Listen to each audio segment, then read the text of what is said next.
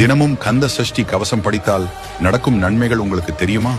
முருகனின் அருளை பெற தினமும் கந்த சஷ்டி கவசம் பாடுவது அவசியம். கந்த சஷ்டி கவசம் என்பது சாதாரண பக்தி பாடல் அல்ல. இதில் சர்வ சக்திகளும் அடங்கிய மந்திரம். கந்தனை நினைத்தாலே கஷ்டங்களும் கடின சோதனைகளும் ஓடிவிடும். கந்த சஷ்டி கவசத்தை தினமும் படிப்பதால் நம் உடலில் ஒருவித நேர்மறை ஆற்றல் பரவி சுறுசுறுப்பு அதிகரிக்கும். அதனால் நம் செயல்பாடு சிறப்பாக அதிகரிக்கும் என்பதால் நம் வறுமை ஓடிவிடும். முருகனின் பெயரால் நவகிரகங்களும் நமக்கு துணை நிற்பார்கள். எதிரிகளின் மனம் மாறி தோழமை உண்டாகும். வீட்டை பிடித்திருக்கும் தரித்திரம், பீடை, செய்வினைகள் அடியோடி அழிந்துவிடும். வீட்டில் இருக்கும் எதிர்மறை சக்திகள் நீங்கி நேர்மறை சக்திகளான லட்சுமி கடாட்சம், குழந்தை பாக்கியம், மன நிம்மதி உண்டாகும். கந்த சஷ்டி கவசத்தை தினமும் பாடுவோருக்கு மதிப்பு மரியாதை உண்டாகும். மனமும் உடலும் வலிமை அதிகரிக்கும்.